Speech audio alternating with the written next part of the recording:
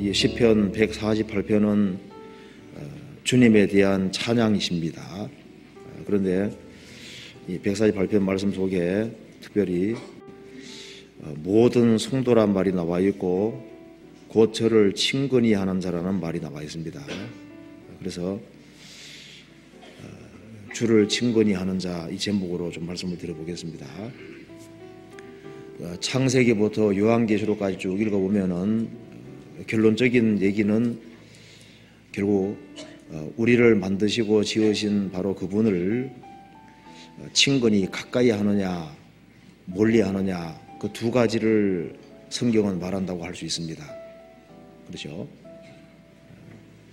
여기 왜 하나님을 찬양해야 되냐 하는 얘기를 쭉 하시면서 찬양해야 될 이유는 148편 5절에 말한 대로 그것들이 여호와 이름을 찬양할 것은 저가 명하심에 지음을 받았음이로다. 모든 것을 하나님께서 만드셨다는 겁니다. 그래서 하나님께서 이 천지를 만드시고 지구상에 있는 모든 것을 만드시고 인생을 만드셨기 때문에 인생은 그 하나님을 찬송하고 또 하나님을 가장 가까이 해야 된다는 겁니다. 시편 148편 다시 한번 봅시다.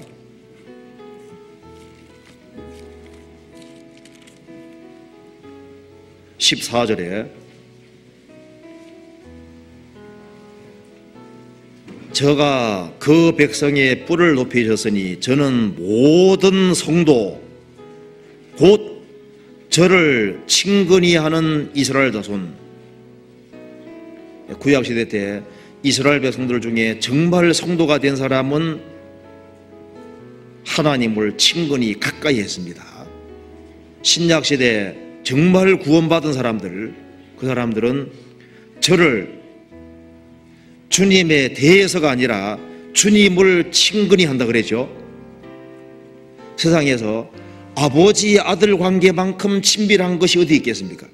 사람이 구원을 받으면은 죄인이 하나님의 아들이 되고 부자관계가 되는 겁니다. 세상에 신랑 신부 관계만큼 친밀한 관계가 어디 있겠습니까?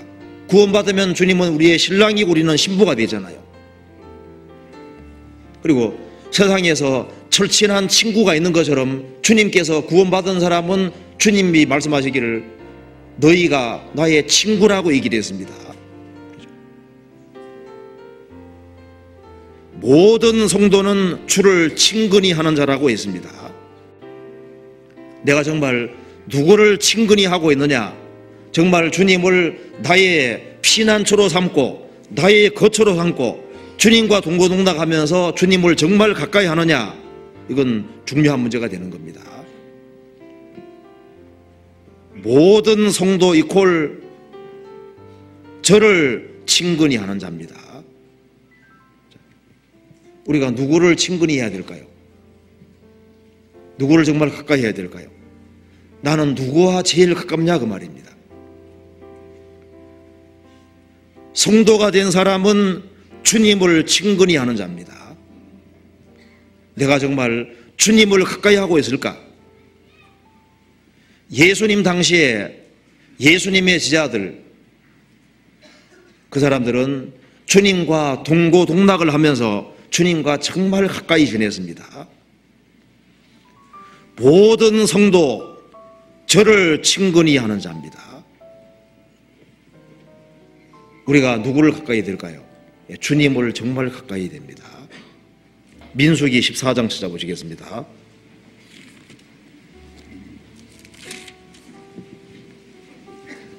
(14장) 24절.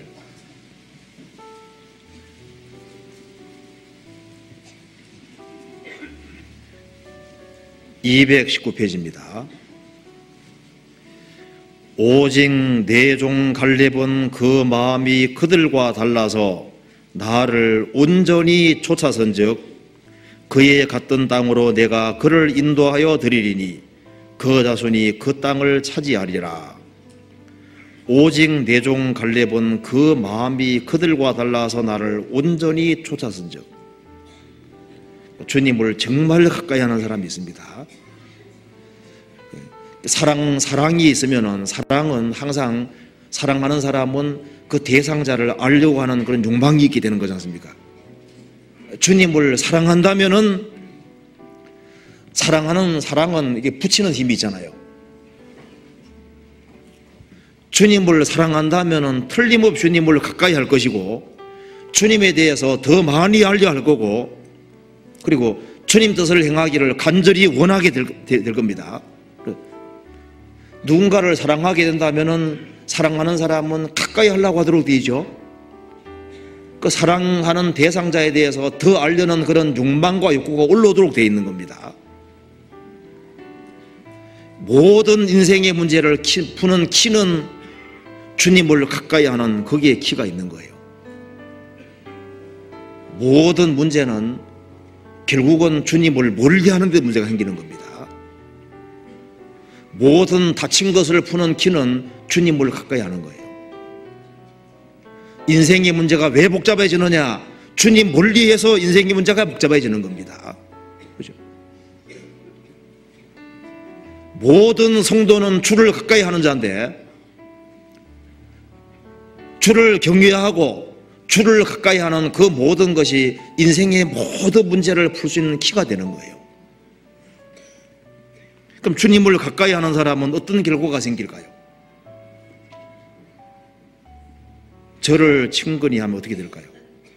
주님은 주님을 친근히 하는 사람을 붙잡아 주십니다. 세상에서는 사람을 실컷 사용하고도 버리는 수가 있지 않습니까? 퇴출도 시키고, 자기 이용, 사람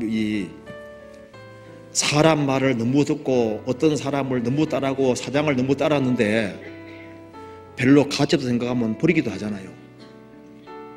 그런데 주님은 다릅니다. 하나님은 다르거든요. 주님은 주님을 친근히 하는 사람을 결코 버리지 않습니다. 나는 죽어도 주님 옆에 죽겠습니다 하고 주님을 정말 따르는 사람은, 친근히 하는 사람은 주님 붙잡아 주십니다. 그리고 주님을 친근히 하는 사람은 틀림없이 마음이 뜨거워져 있을 겁니다. 시편 19편에 주님을 태양으로 이렇게 묘사하시면서 태양의 온기란 말이 나와 있거든요. 태양은 뜨겁지 않습니까? 우리 주님은 사랑으로 충만하신 분입니다. 그래서 주를 친근히 하는 사람 마음이 차가워질까요? 그 사람 주님 가까이 한다고 하는데 너무 냉철하고 너무 비판적이고, 그게 주님을 가까이 하는 사람이 그렇게 해서요. 주님 가까이 하는 사람은, 주님은 사랑이신데, 사랑은 오래 참는 것인데, 주님 가까이 하면은 그 사람 마음이 뜨거워져서 부족한 것이 보이면 그 사람을 위해서 기도해주고 그 사람 잘 되기 바라지 않겠어요? 주님을 가까이 하는 사람은 주님이 마음을 뜨겁게 만드시고 주님의 사랑의 빛을 계속 받고 주님께로부터 은혜를 받고 있는 사람이 감사의 사람이 안 되겠어요? 주님 가까이 하는 사람은 주님께서 그 신앙이 회복되도록 만들어 주시겠어요? 병든 머리도 주님 가까이 하면 주님이 병든 머리를 회복시켜 주십니다.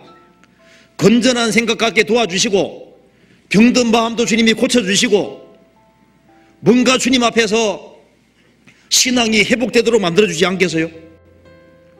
신앙 회복은 주님 가까이 할 때 생기는 거예요. 그리고 주님을 가까이 하는 사람은 주님이 동행해 주십니다.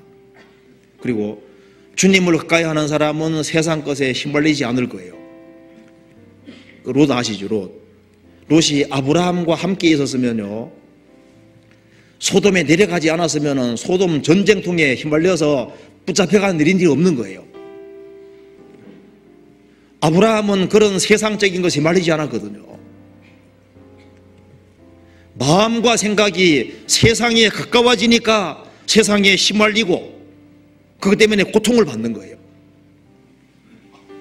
주님을 가까이 하는 사람은 초연한 마음이 생깁니다. 내가 욕심적으로는 손해봤지만은 신앙적으로는 손해받지 말아야지, 그런 마음이 들잖아요. 소득이 적을지라도 신앙생활 잘하는 게 더 낫지, 그렇게 생각하게 되어 있는 겁니다. 높이 날지 아니하면은 세상 것에 휘말릴 수 있는 거예요. 시편 148편 보시겠습니다. 14절에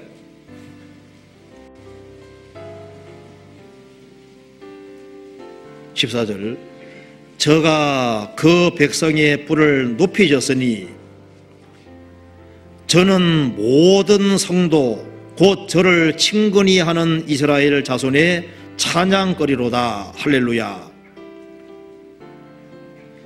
모든 성도가 된 사람은 정말 특별한 사람들입니다. 성도는 주님을 친근히 하는 자고 백성의 뿔을 높이셨다는 걸 알 수 있습니다. 그래서 누가 찬양거리느냐? 하나님이 바로 찬양거리입니다. 인생의 찬양거리, 자랑거리가 뭘까요? 우리가 누구를 자랑해야 될까요? 성경의 하나님, 성육신 하신 바로 하나님이 사람이 되신 예수 그리스도가 찬양거리입니다. 우리를 지으시고 우리를 구원하시고 우리를 영원한 축복 속으로 이끌어 들이시는 바로 만군의 주 되신 바로 그리스도 예수, 그분이 우리 찬양거리가 되는 겁니다. 그러니까 하나님은 만물의 창조주시고 모든 것의 주관자가 되십니다. 하나님이 만들지 않은 것이 없잖아요. 여기에 1절부터 보면은 다 찬양하라는 말로 가득합니다. 멸망의 이유가 뭘까요?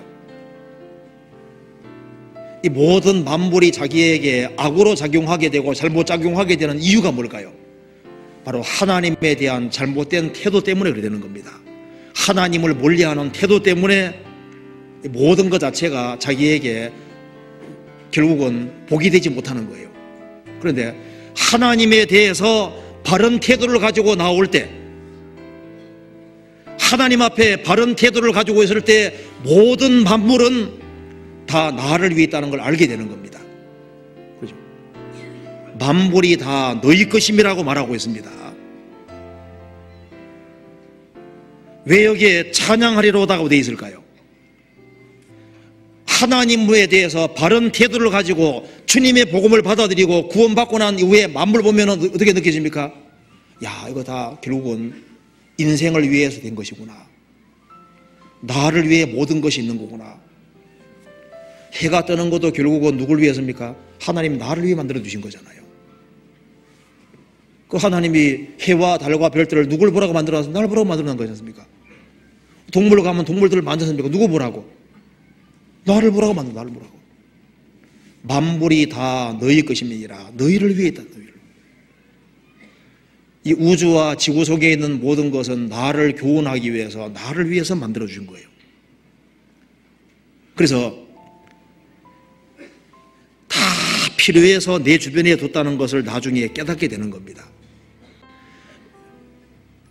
자, 이게 찬양거리로다 하고 할렐루야 나오죠.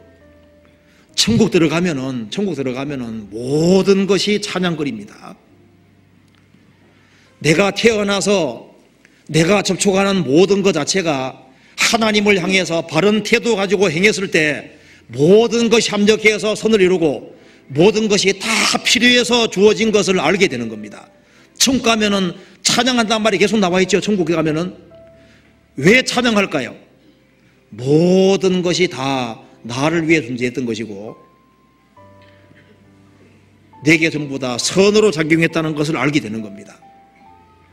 내가 슬픔 겪은 모든 것도 결국은 내게 필요했던 거예요. 모든 비밀이 다 밝혀지는 겁니다. 저를 친근히 하는 자, 주님은 인생에게 계속 다가오고 있습니다. 불신자들의 마음문도 두드리고 계시잖아요. 주님 왜 불신자들의 마음문 두드릴까요? 뭘 팔아먹으려고 하는 게 아닙니다. 주님 왜 두드리실까요? 모든 것을 소유하신 분이 왜 각 사람의 인생을 방문하고 두드리실까요? 주님의 모든 것을 주시기 위함입니다. 그런데 교회에 다니는 많은 사람이 주님을 가까이 하는 것처럼 보이는데 입으로만 가까이 하고 마음은 주님과 먼 사람이 있습니다. 그 사람은 항상 배우지만 못 깨달아요. 주님 주는 걸 왜 받느냐 하면 마음이 주님과 멀어져 있습니다. 인생의 핵심 키는 주님을 가까이 하는 겁니다.